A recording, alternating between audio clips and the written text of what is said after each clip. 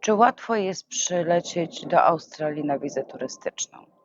Tak, jest to wiza bezpłatna. Za tą wizę nic nie płacicie. I do Australii można przylecieć na wizę turystyczną bez żadnego problemu. W przypadku mojego właśnie brata, można powiedzieć, dostał wizę po 2 godzinach złożenia aplikacji online. Od razu była granted, nie było żadnego problemu. Było tylko pytanie, w momencie, kiedy przyleciał tutaj do Australii już, po wyjściu z samolotu dostał, wiecie, jest taka karta pokładowa, którą trzeba wypełnić w samolocie, no ale że się zagapił i gdzieś skasował nasz adres, no to miał tylko i wyłącznie, był zatrzymany przez graniczników po to, żeby uzupełnić, gdzie będzie mieszkał. No bo i tutaj przygotujcie się, jeżeli planujecie przyjechać do Australii na wizę turystyczną, to jest właśnie jeden z punktów, że musicie mieć, gdzie będziecie mieszkać. Może być to hotel, może być to dom, obojętnie. On w przypadku, że przylatuje tutaj do rodziny, do siostry turystycznie, musiał wpisać nasz adres zamieszkania. To takie małe podpowiedzi, na które właśnie tutaj zwracają uwagę. Oczywiście na tej karcie pokładowej musicie napisać, jeżeli macie jakieś drzewo, zioła, nasiona. Pamiętajcie, na wizie turystycznej nie możecie w Australii pracować. I miejcie tego świadomość, to nie jest Europa i w Australii nie można na wizie turystycznej pracować. Nie możecie podjąć żadnej pracy. To jest typowo wiza na zwiedzanie. O co się pytają? Pytają się i nawet na tym formularzu również macie napisane, czy posiadacie więcej gotówki, czy macie jakąś gotówkę, jeżeli tak, w jakiej ilości. Do Australii nie możecie przewieźć powyżej $10 000 na jedną osobę. I to nawet jak myśmy tutaj przylatywali te 18 lat temu, ten wymóg był sprawdzany. Myśmy przyjeżdżali na wizę studencką, a mimo wszystko nie mogliśmy mieć więcej niż $10 000 na jedną osobę. W momencie, kiedy są 4 osoby, no to wiadomo, $40 000 mogliśmy mieć najwięcej, co chodzi o gotówkę. Czy więcej coś sprawdzają na wizie turystycznej? Nie. Tylko właśnie sprawdzają, żebyście nie przywozili żadnych niedozwolonych produktów. W Australii również nie możecie mieć obłoconych butów. Brudne buty z jakąś ziemią mogą wam wziąć te buty do kwarantanny.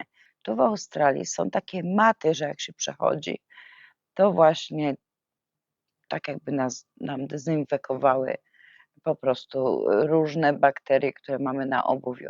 Tak jest tutaj, jest to szczera prawda. I dziękuję komuś za komentarz, nie pamiętam, kto to napisał. Nie możecie mieć obłoconych butów. To jest właśnie jeden z wymogów tutaj australijskich. Pod kątem właśnie mojego gościa mogę powiedzieć z tego, co mi opowiadał, że ogólnie droga no jest długa, wiadomo. On leciał z Krakowa do Dubaju. W Dubaju miał 5 godzin 45 minut oczekiwania na następny samolot właśnie tu do Pertu, bezpośrednio z Dubaju. Z Krakowa do Dubaju około 6 godzin. Tyle trwa podróż z Dubaju do Pert. Następne ponad 12 godzin. Pierwsze, co go zachwyciło, to ciepło. Przyjemne ciepło.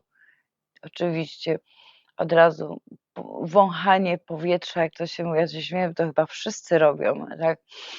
Zaciągamy się tym powietrzem, tak jest coś innego niż u nas, no jest. No my jesteśmy ze Śląska, więc no to powietrze na Śląsku nie należy do czystych. Wiza turystyczna, kochani, jest fajną wizą na zwiedzanie. Zainteresowany Australią, kocha Australię, albo chciałby zobaczyć, albo marzy o Australii, Bo zaraz będą pytania, czy z wizy turystycznej można zmienić na inną wizę? Tak, można, ale pamiętajcie, jeżeli na wizie turystycznej weźmiecie się po prostu za jakąśkolwiek pracę, czy za jakieśkolwiek kombinowanie, no może Wam się to nie opłacić. Lepiej przyjechać tutaj, zobaczyć, czy ten czas, czy ten kraj Wam się podoba, czy jesteście w stanie tu funkcjonować. Jeżeli tak, to wtedy jest możliwość zaaplikowania właśnie o inną wizę. Jeżeli by się Wam udało coś zdobyć, jakąś pracę czy sponsora. 3 miesiące to nie jest dużo. Na formalności w Australii to nie jest dużo. Tu na wszystko, ja mówię, tak jak z innych odcinków Wam opowiadałam, Australia to jest kraj na luzie. Oni mają czas i może Wam braknąć. A żeby dostać drugą wizę turystyczną, musicie wylecieć i znowu przylecieć, zaaplikować i znowu wlecieć do Australii. Ale jeżeli będziecie tak robić kilka razy, no w którymś momencie immigration na lotnisku się Wami zainteresuje. To Wam mówię, bo znam taki przypadek, że właśnie tak było. Więc jeżeli jesteście niepewni tego, czego oczekujecie i myślicie, że przyjedziecie do Australii na wizę turystyczną i ja tutaj, bo będzie hula i dusza, bo ja tu wszystko mogę, to jesteście w dużym błędzie. Pamiętajcie, Australia to nie jest Europa. Australia ma swoje zasady, ma swoje nakazy i zakazy i na pewno ktoś to wyłapie w systemie, jeżeli będziecie tak sobie 3 miesiące i znowu wylatujecie i 3 miesiące i znowu wylatujecie. W momencie, kiedy złożyliście już aplikację i sobie latacie, to nie ma problemu, jak jesteście na bridging vizie. Ale dalej, jeżeli jest bridging visa, ta wiza przejściowa z oczekiwaniem na inną wizę, Wy jesteście dalej z wizy turystycznej, więc dalej nie macie prawa pracy. Miejcie tego świadomość, bo dużo ludzi myśli, że jak ja przylecę i nim mi Australia wyda zgodę na jakąś inną wizę, to ja już mogę wszystko. Zależy, na jakiej wizie wlatujecie do Australii. W moim przypadku było tak, że ja wlatywałam na wizie studenckiej i w momencie, kiedy już aplikowałam o permanent resident, o wizę sponsorowaną, ja dalej miałam warunki wizy studenckiej. Ja nie miałam sponsora wizy studenckiej, ja dalej miałam limit pracy, ja dalej miałam limit godzinowy. Więc tu są takie triki, na które trzeba naprawdę uważać. Jeżeli znajdziecie sponsora i sponsor powie: dobra, my Ciebie chcemy, wszystko masz takie, to czego oczekujemy, oczywiście możecie, ale jeżeli wlatujecie tu na wizie turystycznej, dalej Was obowiązują reguły wizy turystycznej. Na pewno nie będzie to oczekiwanie, że już możecie pracować. No chyba, że ja mówię, nie jestem agentem emigracyjnym, mogę się mylić. Dajcie mi znać w komentarzach, jeżeli się mylę. Ale z tego, co pamiętam, bo ja mówię, ja jestem tu już 18 lat, ale niedużo się zmieniło, co chodzi pod tym kątem. Jeżeli, mówię, jest wiza taka, to musicie się dostosować do takiej wizy. Jeżeli jest wiza pracownicza, to jest najłatwiejsza. Jeżeli jesteście na wizie partnerskiej, też zależy na jakiej.